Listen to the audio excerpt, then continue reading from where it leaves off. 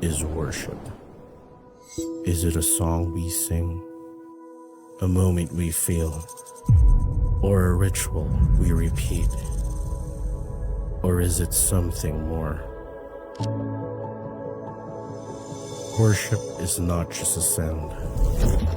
It's Christ forming within us. It's not just personal, but a people gathered, united, transformed. It's not empty routines, but a living devotion. Worship is not just responding to the call. It's us becoming more like Him. Because worship doesn't stop when the music fades. It shapes how we live, how we love, how we witness. When we gather, we don't just shape worship. Worship shapes us.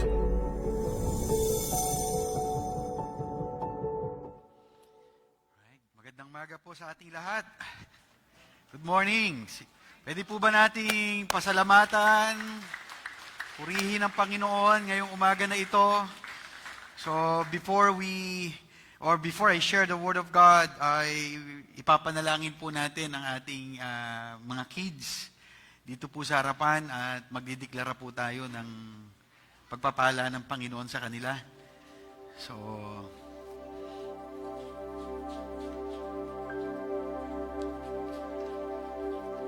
sige po, let's declare God's blessing sa atin pong mga susunod na leaders ng ating henerasyon.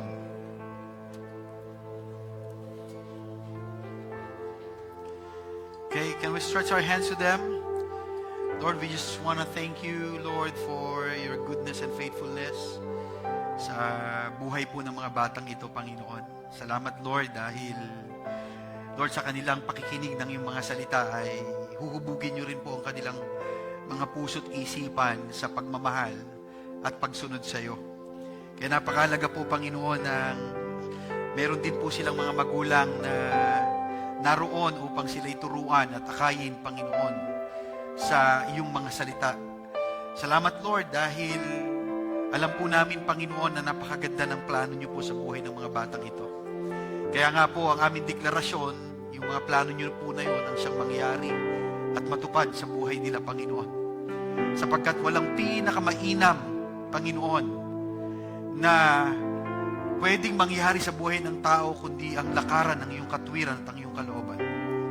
And we declare your blessings be upon them, O God. Lord, we decree and we declare that they are ahead and not a tail. Lord, sa bawat lugar na kung saan mo sila dadalhin, bawat propesyon na kung saan, Panginoon, ay kanilang gagampanan, dalangin po namin, Panginoon, Lord, na makita ang iyong kadakilaan, Panginoon, sa kanilang buhay. Salamat, Panginoon.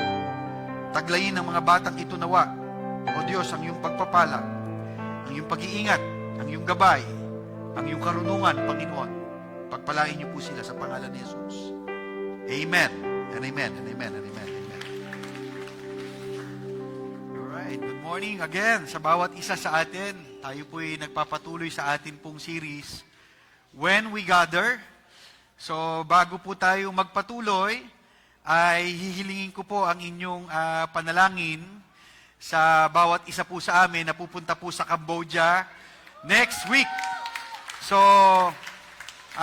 we are very excited and it's a great privilege po na ibinigay po ng Panginoon na tayo po ay magamit doon sa bansa ng Cambodia. But again, it's not about us, it's not about our ability, but it's all about God's power in us na kung saan ay maranasan po namin ang biyaya at pagkilos ng Panginoon po sa aming mga buhay. Kaya nga po, napakalaga na tayo po'y mananalangin. And I would like to ask Coach Hill, na ipanalangin po kami. At kung pwede po bang bawat isa ay manalangin po sa amin pong sa team ng Cambodia, 10 days team ng Cambodia po. At maranasan po namin ang pagkilos ng Panginoon. Sige po, can we stretch our hands to our Pastor Jason? Mamimiss natin si Pastor Jason ng 2 linggo. But I hope and I pray na hindi lang dito matapos yung pagdadasal natin sa 10 days team. As they arrive, pagdating nila doon sa mismong nation and pag-uwi nila, I pray and I hope na as a church, let's keep on praying to them. Alright? So let's pray. Lord, we thank you for the life of our Pastor Jason and Lord, even the team of 10 days Cambodia, Lord God. Lord, I pray for protection. And Lord, I pray that you continue to reveal yourself to them, Panginoon. Lord, as they prepare, Panginoon, sa mga ilang araw pa, Panginoon, Lord, Yes, I pray Lord. for security, God, and even, Lord, the excitement and enjoyment, Panginoon, sa kanila. Lord, as they arrive, Panginoon, sa airport, Lord, smooth lang, Panginoon, lahat ng mangyari. Even, Lord, paglipad ng aeroplano, Panginoon, pagdating doon, and even, Lord, pagbalik nila, Lord, yung presensya mo lang, Panginoon, yung maramdaman nila, Lord God. And Lord, I pray that every word that comes from their mouth, Lord God, it gives blessing to that nation, Lord God. And Lord, we're praying, Lord, for peace, Panginoon, and Lord, your presence, God, na Lord, anuman, Panginoon, yung maiwan nila na family, even, Lord, the ministry itself, Lord, I pray na, Lord, yung peace lang din, Panginoon, yung maramdaman nila. Lord, wala silang problemahin, wala silang alalahanin, Panginoon, but they're focused on your mission to share the gospel and to advance your kingdom, Lord, in Cambodia, God. Lord, protect them, bless them, praying for favor to them, God. Maraming salamat, Lord. And as church, Lord God, we unite, Lord, to this prayer, Lord God, for them, Lord. Na mas, Lord, yun yung pabaon namin, Panginoon, sa kanila. Lord, maraming salamat, God, in Jesus' name. Amen. Amen. Amen. Amen. Thank you, Coach. Coach Hill. So, praise God. At ngayon po ay pag-uusapan naman natin about sermon. So, pinag-usapan po natin yung sacred gathering and then songs. Bakit nga po ba tayo paulit-ulit na nag-a-attend ng church every Sunday, umaawit, kumakanta, nag-gather together, nakikinig ng kanyang salita. Yun po yung ating pag-uusapan ngayon. So, ready na po ba tayo to hear the Word of God? Can I invite you all to stand as we read the Word of God in 2 Timothy chapter 3, 16 to 17? All Scripture is breathed out by God and profitable for teaching, for reproof, for correction, and for training in righteousness, that the man of God may be complete, equipped for every good works. Let us all pray. Lord, we thank you, Lord, for your word. Lord, thank you, Lord, for everything, Lord, na sasabihin niyo po at ipapangusap sa buhay ng bawat isa. Dalangin po namin, Panginoon, na patuloy namin kayong makilala sa pamamagitan ng iyong mga salita. At marinig namin ito, Panginoon, ang iyong mensahe, Panginoon, sa amin. At mai-apply po namin ito ng personal sa aming mga buhay. Baguhin niyo po ang mga kailangan pang mabago sa amin sa pamamagitan ng iyong mga salita na amin pong maririnig ngayon. Salamat po. Binibigay po namin sa iyo ang pinakamataas na papurit pagsamba kayo umaga. Sa pangalan ni Jesus. Amen and amen and amen. Mari na po tayo maupo. So, ito pong sulat na ito ay sulat ni Pablo kay Timoteo nung siya po ay nasa kulungan, nung siya po ay nasa Rome. At ito pong sulat na ito ay ipinapaalala niya kay Timoteo sapagkat nagkaroon po ng moral decline doon po sa panahon nila at maging sa panahon po natin ay ganito po ang nangyayari. Kaya nga po upang patuloy po tayo makalakad sa katwiran ng Panginoon, ay dapat nating laging naririnig ang salita ng Diyos sa ating pong mga buhay. Sapagkat ang totoo po niyan, kapag hindi po natin narinig ang salita ng Diyos, ay ang pakikinggan po natin ang sinasabi ng mundo, ang sinasabi ng ating sarili, at pwede po tayong madaya ng mga bagay po na ito. Sapagkat kung ang mundo po ang titingnan po natin, napakarami na pong mga ginawang standard ng mundo na hindi po ito ang standard ng Diyos. At katunayan po, ay marami pong nagsasabi na yung pong lagi nating naririnig na YOLO, you only live once, gawin mo na lahat yung gusto mong gawin ngayon, magpakasaya-saya ka na, kasi nga, mabubuhay ka lang naman minsan. Yun na nga mabubuhay lang tayo minsan, dapat nating gawin na ang kalooban ng Diyos sa atin pong mga buhay. At kung meron man tayong papahalagahan, di ba mas lalong higit yung salita ng Diyos sa ating buhay, sapagkat yun yung mas mainam at mas mahalaga. Meron namang iba, basta wala kang inaagrabyadong tao, wala ka namang tinatapakan na tao, basta gawin mo lang lahat ng nagpapasaya sa'yo. Kahit na, di ba, Yun yung pananaw ng mundo na kahit na wala na sa standard ng salita ng Panginoon. Kaya yun po yung paalala ni Pablo kay Timoteo na kung saan dapat mong tayuan kung ano ang sinasabi ng salita ng Panginoon at napakahalaga na itong mga salita na ito ay maintindihan natin na galing ito sa Diyos. Hindi lang po ito yung motivational word na mababasa po natin, kundi itong salita na ito na galing sa Panginoon ay siyang nagtatransform ng buhay. Yun po yung dahilan kung bakit po tayo may liturgy na kung saan sa liturgy po na ito na ginagawa po natin, nag-gather tayo together, umaawit tayo sa Panginoon upang patuloy nating maalala, mahayag ang kadakilaan ng Panginoon sa ating buhay at nakikinig po tayo ng kanyang mga salita upang nang sa ganun ay mapaalalahanan ho tayo.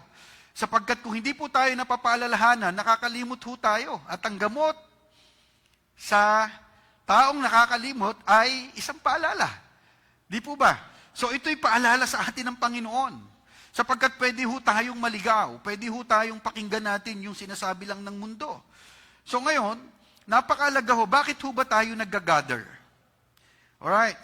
So ang pinag-usapan po natin, yung sacred gathering is a divine appointment where God forms us. So, divine appointment po natin to sa Panginoon. Kaya excited po tayo. Di ba? Na nag-gather together. Tingnan mo kay katabi mo, mukha ba excited yan? Pastor, tulog na po. Yung katabi ko, mukhang napahinga na naman sa presensya ng Diyos. Di ba? So, bakit? Kasi yung sacred gathering natin, it is a divine appointment where God forms us. Doon tayo pinoform ng Panginoon sapagkat marami pang kailangan baguhin ng Diyos sa atin. Through what? Through hearing the Word of God. Doon tayo pinoform ng Panginoon na marinig natin ang kanyang mga salita, maunawaan natin kung anong kalooban niya sa ating buhay, and it fuels our faith na nung pumasok ka rito sa gathering na to, maaaring nawawalan ka ng pag-asa, maaaring malungkot ka, maaaring may mga pinagdadaanan ka, pero nung narinig mo ang salita ng Diyos, nagkaroon ka ulit ng pag-asa. Nagkaroon ka ulit ng buhay na dati wala ng buhay. So, it fuels our faith. And it prepares us for His mission. So yun po yung dahilan. Bakit tayo may gatherings? Bakit pa ulit-ulit natin itong ginagawa? So now, repetition is powerful. Alright? What gets repeated gets retained. And you are what you repeat. So napakahalaga ho ng yung laging paulit-ulit nating ginagawa. Kaya nga po, pansinin niyo po, it will make an impact to you yung kung ano yung lagi mong naririnig. I don't know if it is true. Meron po ako na narinig doon sa Facebook na kung saan, alam naman po natin yung nangyari doon sa isang paaralan na may 2 estudyante na talagang naging violente sila na nakapatay ng ilang mga estudyante. At doon po ay nakita po nila doon sa kanyang damit na merong pangalan po yun ng banda na kung saan ay yung banda po pala na yun, nakita ko lang ho yun sa Facebook. Na yung banda ho pala na yon, ang kinakantan niya ay patungkol doon sa pagpatay, sa pagbabaril. So yun ho yung maaaring napapakinggan lagi ng bata na yon. At lahat ng naririnig natin, alam niyo po ba, napaka-importante yung pinapapasok natin sa ating tainga, sapagkat lahat ng ipinapapasok natin sa ating tainga at paulit-ulit natin pinapakinggan, it will affect your life. So, because what you hear will make an impact to your life. So it means, napaka-importante po ano yung lagi nating pinapakinggan at paulit-ulit. Yun po yung dahilan kung bakit meron tayong Sunday worship. Alright, yun po yung dahilan kung bakit kailangan nating makarinig lagi ng salita ng Panginoon sapagkat pwede po tayong makarinig ng salita ng mundo, salita ng kaaway sa ating pumbuhay. At pag yun po ang napapakinggan natin, lalabas po yan sa ating bibig at lalabas po yan sa ating buhay. So now, bakit po powerful yung repetition? Pansinin niyo po ha, meron po ako sasabihin sa inyo, powerful po ito. Hep, hep! O, kita nyo na nga, bakit? Naririnig nyo kasi lagi eh. Di ba? It is something automatic sa buhay ng bawat isa sa atin. Bakit? Lagi mo kasi itong naririnig. God is good! And all the time? Alright, so di ba? Paulit-ulit mo kasi yan naririnig. Hawak ko ang... O, kita nyo na nga. It's powerful. So how much more kung ang salita ng Panginoon ang siyang lagi nating binibigkas, lagi nating sinasabi, lagi nating naririnig, that every time na meron po akong at pinagdadahanan, I know the Word of God and God is telling me in these situations, di ba? Hope in me, my son. Alright, God is telling me in these situations, I am your refuge. God is telling me in these situations, I will never leave you nor forsake you. God is telling me in this situation, I am your Jehovah Rapha. How about that? Diba? Kasi bakit? Nakakarinig tayo ng salita ng Panginoon. Naririnig natin ang salita ng Diyos at yun yung dahilan kung bakit po natin maging ang ating mga anak kahit na minsan may mga pagkakataon, naglilikot lang dun eh. May mga pagkakataon, baka hindi naman siya nakikinig. Akala lang ho natin yun. Napaka-importante po mga magulang. Sa atin pong mga anak, isama ho natin sila sa church. Sapagkat alam niyo po ba, si Vico Soto ay produkto ho ng kids church.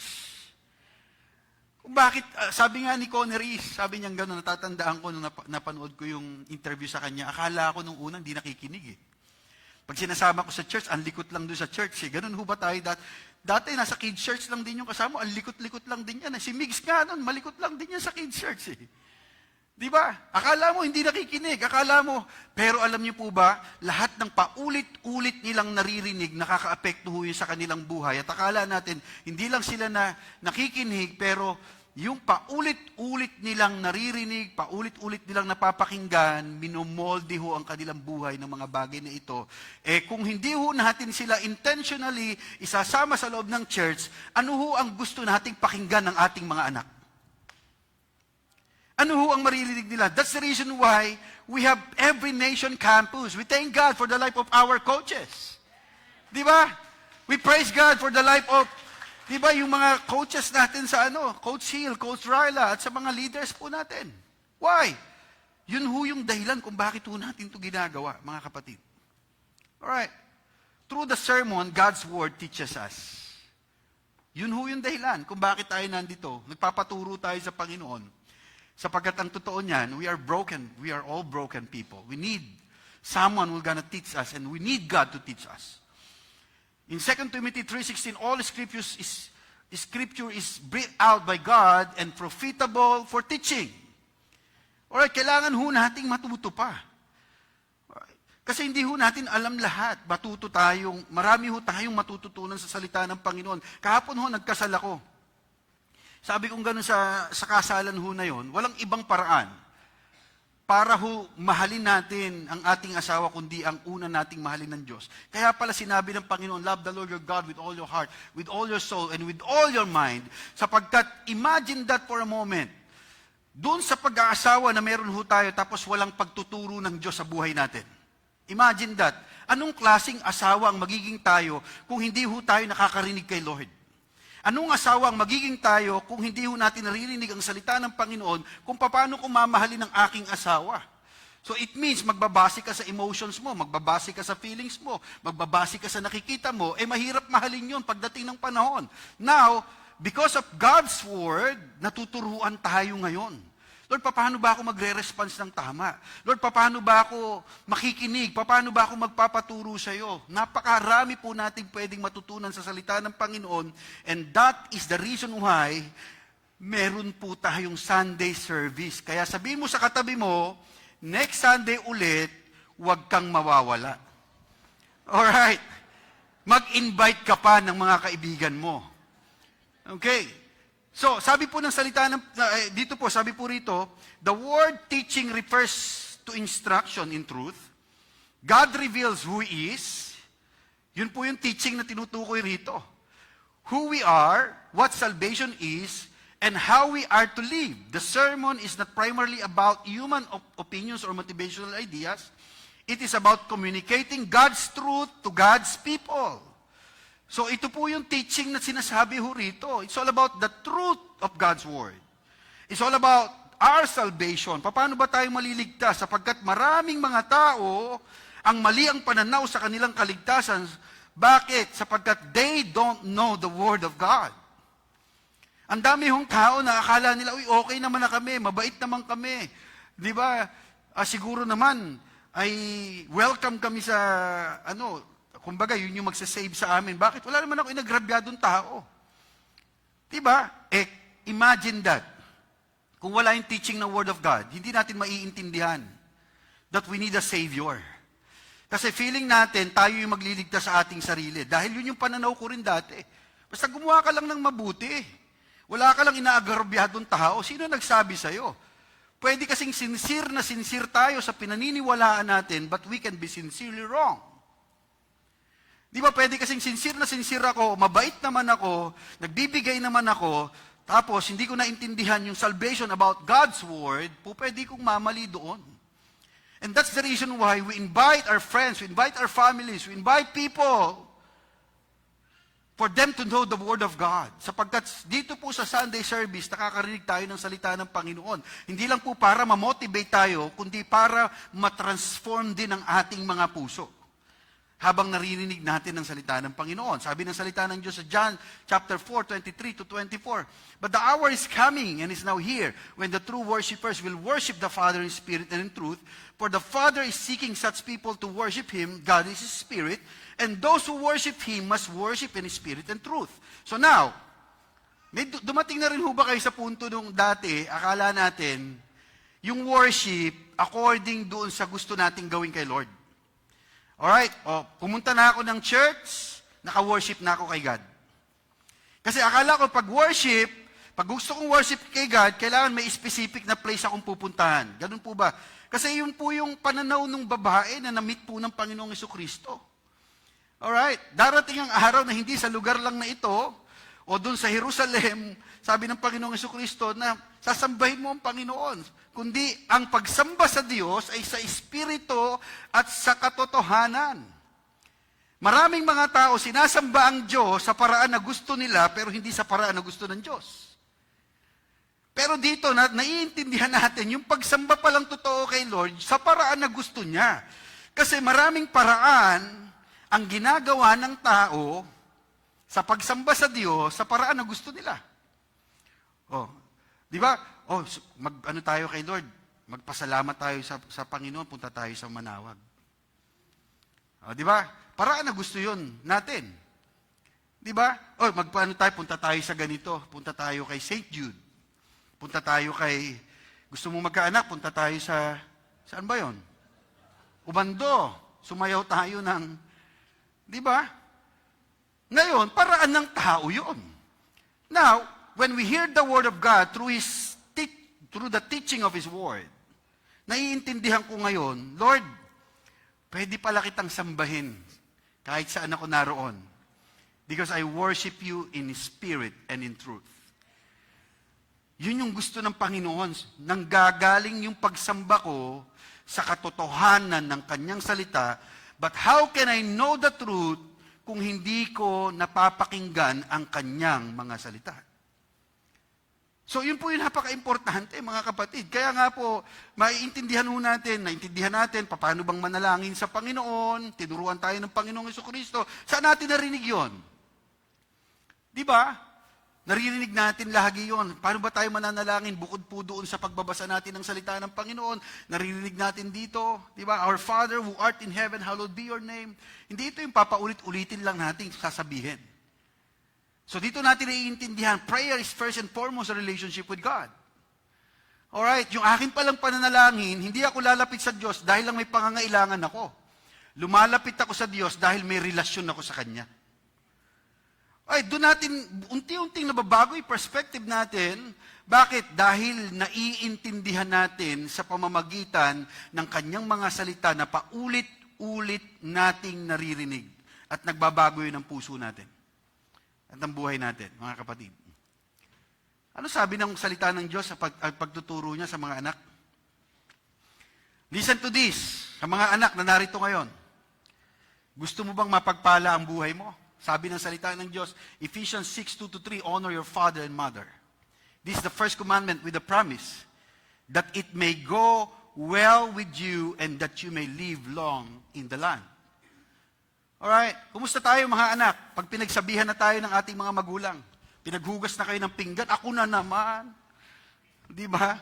Lagi na lang ako pinaghuhugas, tapos pag pinagsabihan pa, magtatampo pa kay nanay. Hindi. Mga anak na narito ngayon, gusto ko kayong kausapin through the Word of God. Pag pinagsabihan kayo ng mga magulang ninyo, you honor them and you love them. Alright, bakit? Kasi mahal kayo ng inyong mga magulang, kaya nila kayo pinagsasabihan. Sa halip na magtampo tayo sa kanila, bakit ako pinagalitan, bakit ako pinagsabihan ng nanay ko, bakit ako hindi. Ang lagi niyong dapat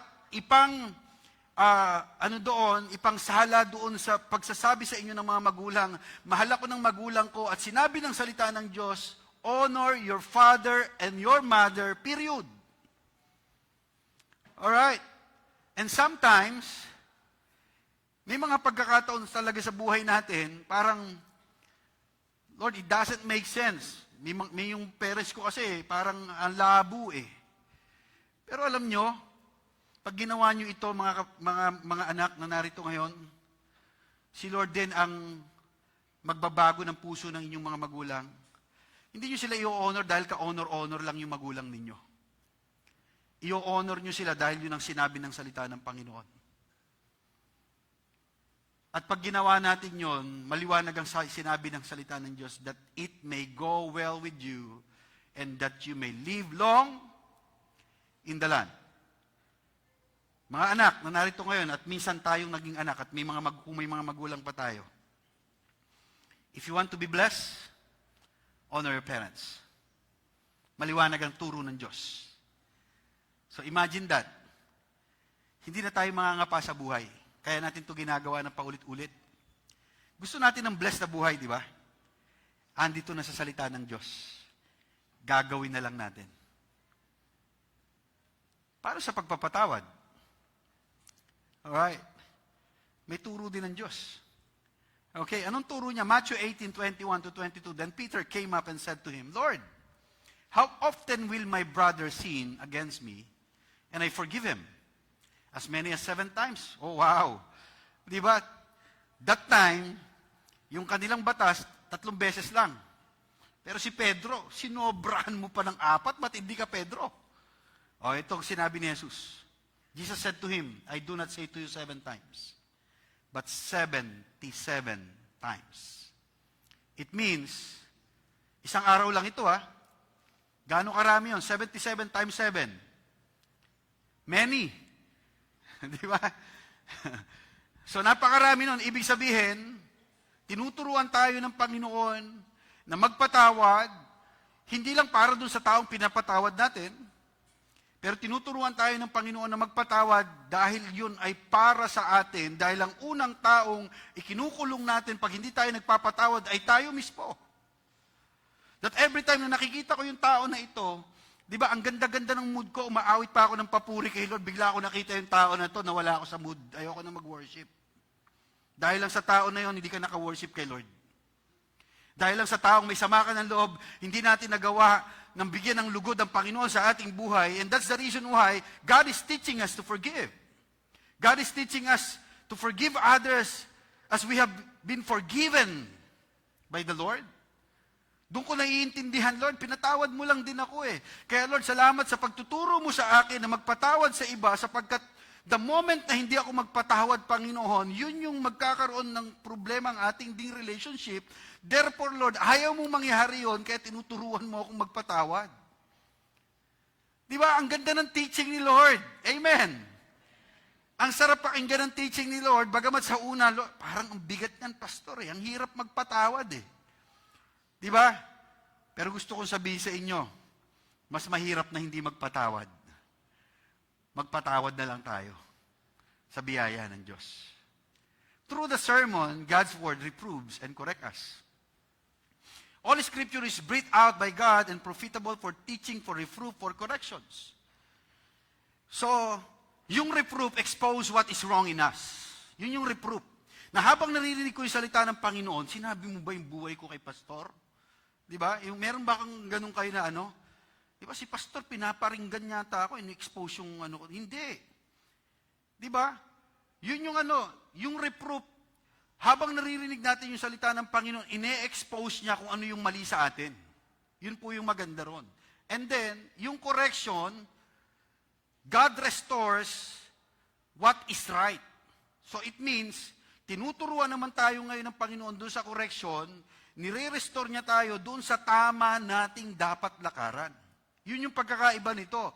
Yung reproof, ine-expose niya, yung puso natin, baka may pride pa tayo, baka meron pa tayong unforgiveness, baka meron pa tayong tinatago sa puso natin, ine-expose through the Word of God, pag narinig natin, kinukorek niya tayo.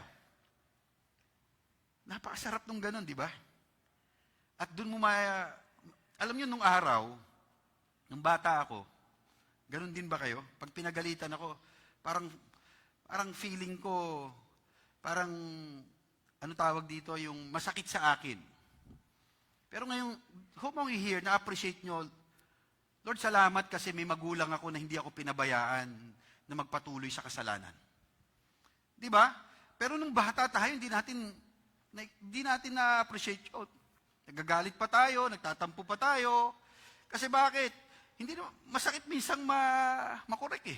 Ayaw natin yun eh. Pero alam nyo, ito yung maganda pag tinignan natin dun sa sa perspektibo ng Diyos sa pagmamahal niya sa atin. Alam mo anak kung ba't kita kinokorek? Kasi ayaw ko na magpatuloy ka dyan at mapahama ka dyan at masaktan ka dyan pagdating ng panahon.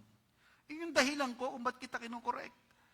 So now, kung kinokorek tayo ni Lord, alright, through this preaching, okay, sana wag natin isipin, pinapatamaan mo ba ako, pastor? Alright, kaya minsan ayoko nakakapakinig ng baka isipin ni pinapatamaan ko siya eh.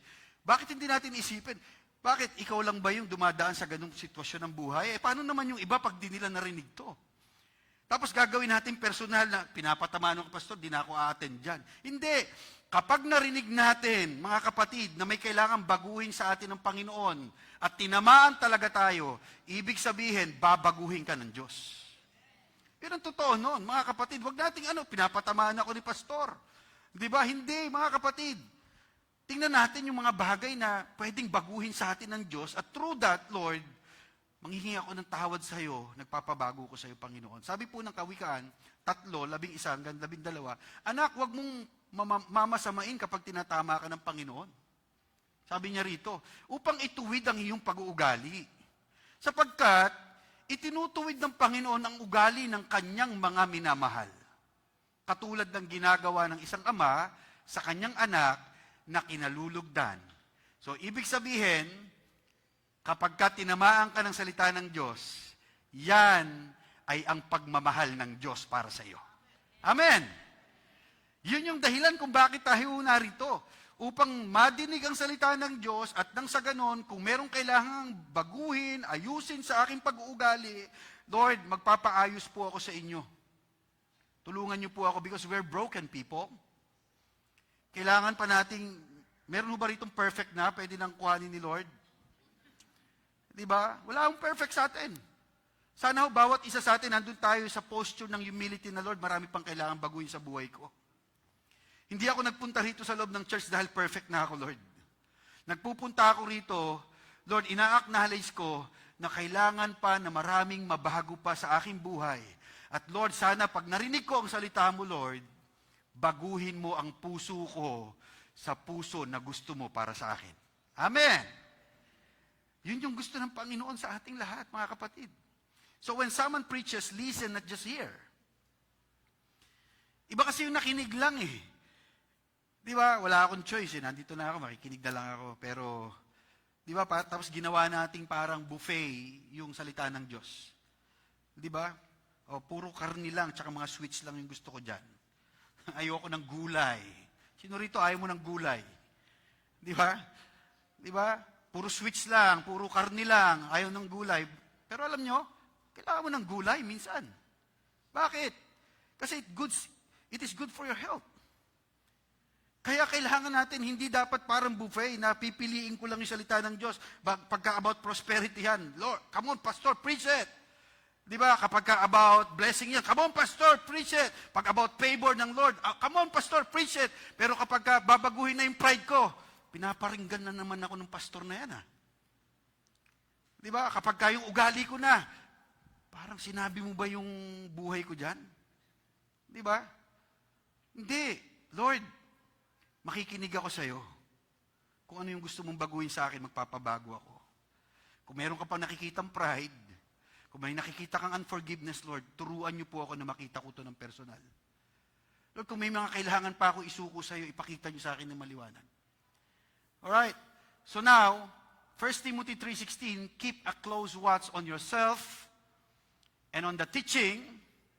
Persist in this, for by doing so you will save both yourself and your hearers. Ano sabi po rito?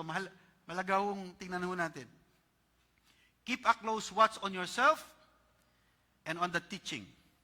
It means, hindi ito yung, sana nandito yung asawa ko, para sa kanya talaga to eh. Sana nandito yung kapitbahay namin chismosa para marinig niya to.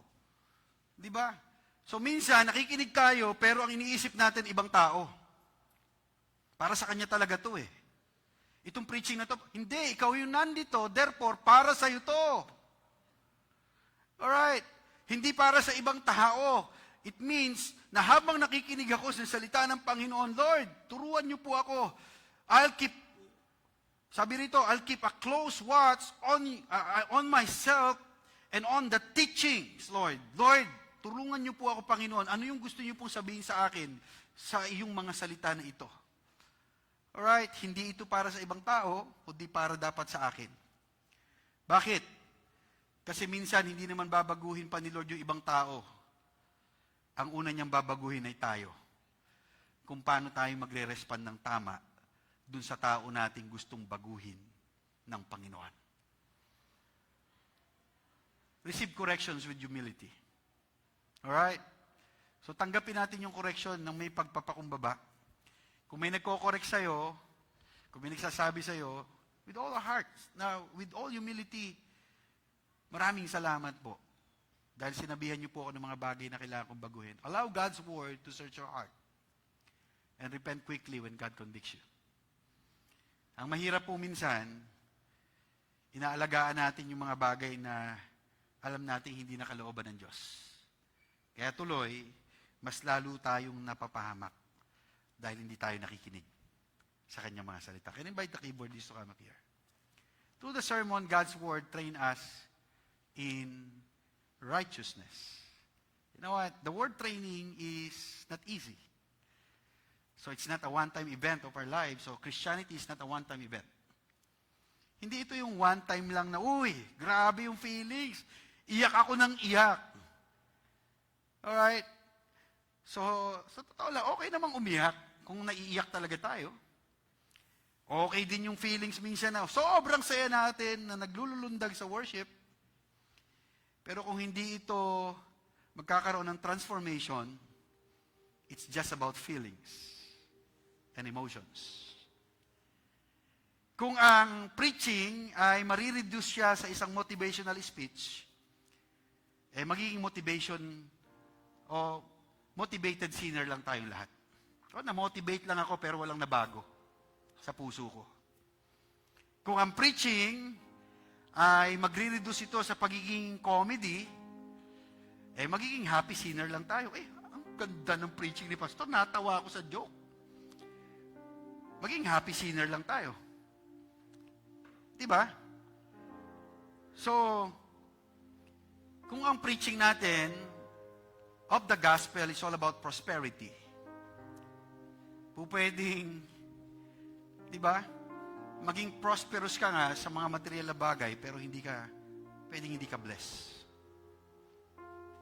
Diba? Minsan gustong-gusto natin yung prosperity eh. Nakakakiliti yan ng tainga.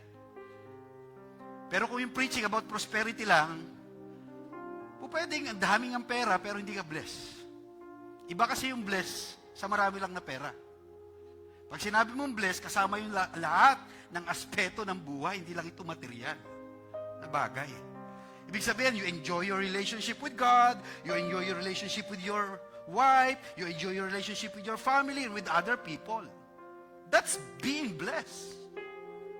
Hindi ito patungkol sa material na bagay. Kaya nga, when we hear the preaching of His Word, sana ang suma total nun, it will transform our lives. Lord, nababago yung puso ko. habang naririnig ko ang iyong mga salita sa aking buhay. Sabi po rito, all Scripture is breathed out by God and profitable for teaching, for reproof, for correction, and for training in righteousness. And training implies a process. Spiritual maturity does not happen instantly. God uses His Word consistently over time to shape our character and teach us to live like Christ. Yun po yung dahilan bakit kailangan nating nag-a-attend. Ina-acknowledge natin, Lord, kailangan ko pang matuto, kailangan ko pa ng training, kailangan ko pang ma-mold. Lord, ang dami pa, Lord, tulungan niyo po ako. Pero paano kung hindi tayo nakikinig ng salita ng Diyos? At paano kung naririnig lang natin pero hindi natin totoong pinapakinggan? Paano kung gusto ko lang mag-attend, nakasanayan ko lang, naririnig ko lang, pero lalabas din sa kabilang tenga, it will never change you and it will never transform you unless you listen to the Word of God. At yung totoong nakikinig, nag-a-apply ng salita ng Diyos. And training is like this. Alright? It's not a one-time event. Okay? Sa una, pag inano mo, masakit sa katawan. Alright? Pero hindi dahil nag-train ka ngayon, bukas panglaban na yung katawan ko. Talagang, pwede mo nang i-flex kagad. Hindi, sasakit muna yung katawan mo. And, it needs to be consistent. Hindi po pwedeng, nakilala ko naman na si Lord eh. Okay na yon. Tapos hindi ka nagbabasa ng Bible, hindi ka nagpe-pray, tapos gusto mo, nag-grow tayo spiritually. Hindi po pwede yun, mga kapatid. Kung gusto nating mag-grow, mag-training, gusto ko, halimbawa, meron akong gustong mangyari sa aking katawan, hindi po pwedeng papanaginipan ko na lang, Lord. Hindi, magte-training ako, kailangan kong gumising ng umaga. Magja-jogging ako, Lord. Lord, mahirap ito, pero gagawin ko. Lord, mabigat ito, Lord. Ayoko eh. Ayokong magpatawad. Diba? Ayokong ibaba yung pride ko. Ayoko, Lord, na tanggalin yung mga bagay na kailangan kong tanggalin. Pero Lord, this time, dahil narinig ko ang salita mo, tinuro mo sa akin, Lord, mahirap, but every day, Lord, I will continue doing it, Lord. Every day, Lord, mahirap siya, but I will continue, Lord, intentionally, Lord, gagawin ko to every day. Yung mabigat, gumagaan, sa biyaya ng Panginoon, tutulungan Kanya. Amen.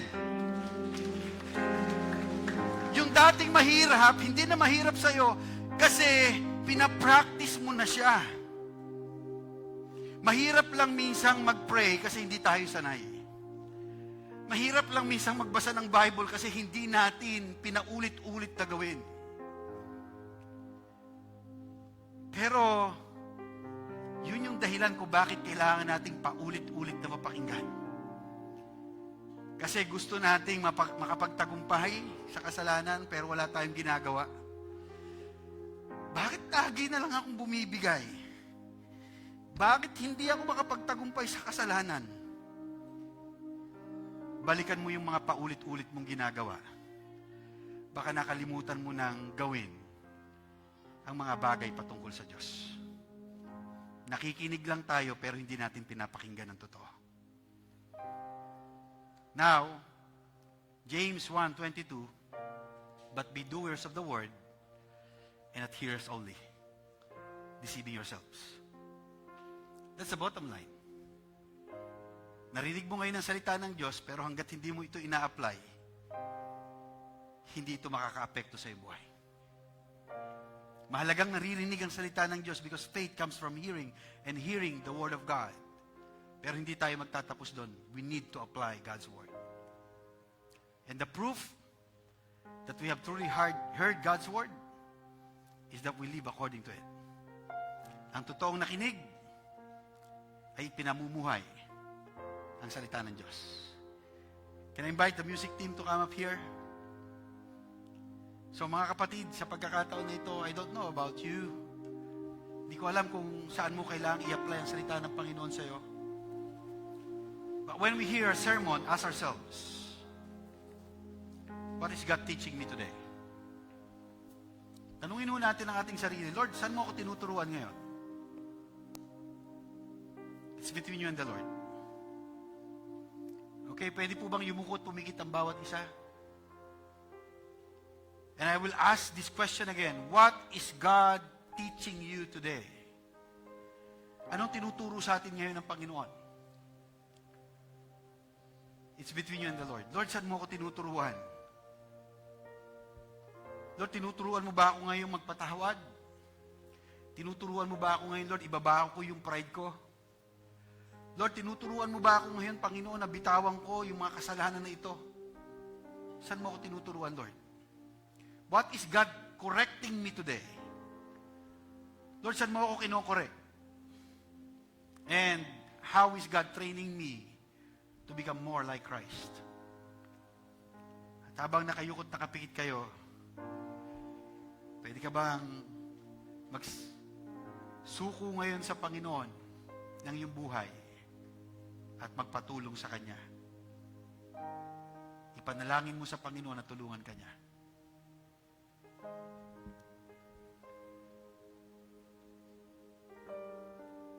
Praise God. Lord, marami pong salamat for what you've done, Lord, in our lives today. Continue to speak with us, Lord. Continue to mold us to become the person that you want us to be. Maraming salamat, Panginoon. Bless your people, O God.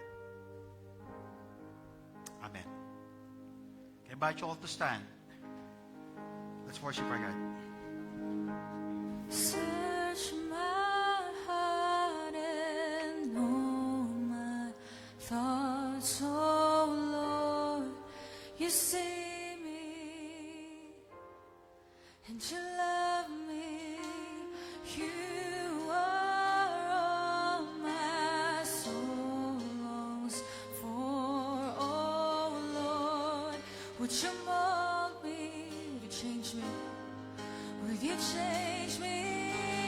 Search my heart and know my thoughts, oh Lord. My, you see me, you love me, Lord, and you love me. You are all my soul longs for, oh Lord. Would you mold me? Would you change me? Would you change me? Search my heart and know my thoughts, oh Lord. You see me, Lord, and you love me. You are all my soul longs for, oh Lord. Would you mold me? Would you make me more like you? Make me more like you, Lord. Say, make me more like you. Yes, Lord, make me more like you. Make me more like you. And make me more like you. Sing this out. Nothing can change. And nothing can change what you have said. The same yesterday, today, and evermore. Your word remains. Your word remains. Though the rest fade away, faithful through the ages. Nothing can change. And nothing can change what you have said. What you have said. The same yesterday, today, and evermore. Your word remains. And your word remains. Though the rest fade away. You're faithful, Lord, and faithful through the ages. You're faithful through the ages.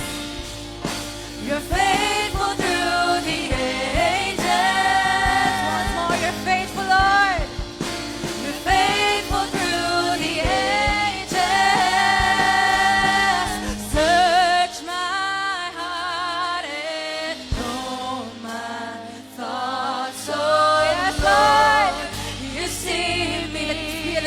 of our hearts. You love me. You are all my soul longs for. Oh Lord, would you mold me? Would you change me? Would you change me? Search my heart and know my thoughts. Oh Lord, you see me. You love me, Lord. You are all my soul longs for. Oh Lord, would you mold me? Would you change me? Would you change these things out? Search my heart and know my thoughts. You see me, Lord. You see me. And you love me. And you love me. You are all my soul longs for. Oh Lord, would you mold me? Would you change me? Will you change, search my heart and search my heart and know my thoughts, oh Lord. You see me and you love me. You are all my soul longs for, oh Lord. Would you mold me? Would you make me more like you? God, alam niyo po, yung pagtuturo ng Panginoon, minsan may mga gagamitin niyo siyang tao sa atin. At magpasalamat ho tayo sa tao na yun. Kung here, you are thankful kasi may tao na ginamit sa iyo ang Panginoon. Amen. At kahit dun sa panahon na parang nasaktan ka, nakorek ka, Lord, thank you kasi kinurek ako through that person. Diba? Salamat sa tao na yun. Alam niyo po ba, sa Bible may ganon. 2 Samuel chapter 12. When Nathan rebuked David, alam niyo po, may dalawang tao, may isang mayaman, isang mahirap. Sabi niyang ganon. At yung isang mayaman, sabi niyang ganon, ang dami niyang alagang mga hayop. Ang dami niyang alagang baka, ang dami niyang alagang mga tupa. At yung isang mahirap naman, sabi niyang ganon, ay meron lang siyang binili na isang bata pa na tupa at kanyang pinalaki, mahal na mahal niya yung tupa na ito. Sabi niyang ganon. Sobrang mahal niya ito at itinuring na ito na para sigurong member na ng family. Isang araw, may dumating na bisita sa isang taong mayaman. Sabi ni Nathan kay David. At alam niyo po ba ang ginawa nung tao na mayaman? Sa halip na magkatay siya na napakarami niyang tupa at baka, pinakuhan niya yung alaga nung taong mahirap na ito. At yun ang kinatay niya para doon sa kanyang bisita. Galit na galit si David. Sabi niya, isinusumpa ko. Sabi niyang ganon, mananagot ang tao na ito. Sabi niyang ganon. Alam mo, sabi sa kanya ni Nathan, you're the man. Ikaw ang tao na yan. Yun yung panahon na kinuha niya yung asawa ni Uriah, na si Bathsheba. Pero alam niyo, ang maganda sa puso ni David, hindi niya na itinanggi. Hindi niya sinabi na hindi ako yan. Kaya ako lang naman nagawa yan kasi ganito eh. Kaya lang naman ako ganyan. Wala siyang ganon. Nanghingi siya ng tawad sa Panginoon at sabi niya sa Panginoon, create in me a pure heart, O God, and renew a steadfast spirit within me. Sana ganun yung puso natin. Na habang natuturuan tayo ng salita ng Diyos, hindi tayo magiging ma-pride pa na hindi ako yan. Sana ganun yung puso natin, nagpapaturo tayo sa Diyos. Na Lord, kung meron kang itinuturo sa akin, Lord, tulungan niyo po ako. Lord, natanggapin ko ang iyong mga salita at humubog ito ng aking puso at mabago ako, Panginoon. And that is my prayer. Kagaya ng prayer ni David. Create a pure heart in me, O God, and renew a steadfast spirit within me. Kung ano man ang mga bagay na itinuro sa atin ng Diyos ngayon, Pwede ba nating itaas ang ating mga kamay sa Diyos? Hingi tayo ng tawad sa Kanya sa anumang bagay na nagawa nating pagkukulang at kasalanan. Lord, we just want to ask for your forgiveness. Salamat sa iyong pagtuturo. Salamat sa iyong mga salita, Panginoon, na nagbibigay sa amin ng karunungan. Lord, salamat, Panginoon, sapagkat mahal niyo po ang bawat isa. Lord, may you continue to bless your people, O God, as we hear your word. Mold us to become the person that you want us to be. Salamat, Panginoon. Pagpalain niyo po ang aking mga kapatid sa anumang kanilang pangangailangan. At hayaan niyo po na ma-i-apply namin ang iyong mga salita sa anumang aspeto ng aming mga buhay. Salamat po, kayo po ang nakakaalam ng pangangailangan ng aking mga kapatid at deklarasyon ko po sa umagang ito. Abutin niyo po ito ng higit pa sa kanilang mga pangangailangan. Bless each and every one of us. Tanggapin ninyo ang pagpapala ng ating Diyos, ang pag-ibig ng ating Ama, at ang pagsama ng Banal na Espiritu ay maranasan ninyo sa pangalan ni Jesus. Amen. Amen. Amen. Amen. Alright. God bless everyone. Pwede po ba tayo magdeklara ng pagpapala sa bawat isa? Sabihin po natin, pagpalain ka ng Diyos. Alright. God bless.